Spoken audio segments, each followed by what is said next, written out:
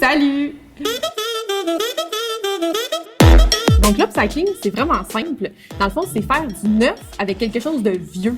Donc, par exemple, si on a une paire de jeans qui est toute trouée puis on peut plus porter, bien dans le fond, on pourrait utiliser la matière de ton vêtement pour refaire un autre accessoire, par exemple un sac.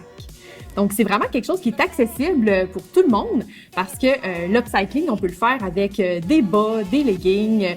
Donc, on peut se fabriquer d'autres projets avec quelque chose là, qui était plus vraiment bon puis qui se serait retrouvé à la poubelle. Donc, moi, je dis toujours que c'est de donner de la valeur, dans le fond, à quelque chose qui avait pu, qui nous intéressait plus comme vêtement.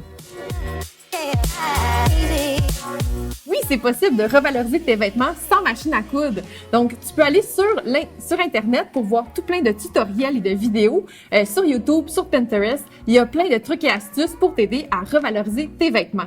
Donc, tu peux les personnaliser, les raccourcir, ajouter des éléments dessus. Donc, ça prend pas plus qu'un ciseau ou de la colle chaude. Donc, j'en ai vraiment vu de toutes les sortes. On peut reboutonner une chemise, mettre une ceinture. Vraiment, là, les idées, là, il y en a vraiment beaucoup sur Internet. Bien entendu, on va trouver des vêtements à revaloriser dans les friperies. Donc, moi, j'aime beaucoup aller chez Renaissance parce que je trouve toutes sortes de vêtements qui sont super bien classés. Donc, première chose, il faut que tu saches c'est quoi ton projet.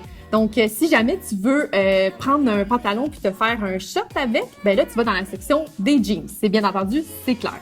Par contre, si tu veux te faire un sac, un chapeau, ben là, c'est un petit peu plus difficile. Donc, il faut que tu regardes peut-être des chapeaux ou des sacs que tu as chez toi à la maison pour voir dans quelle matière ils ont été faits.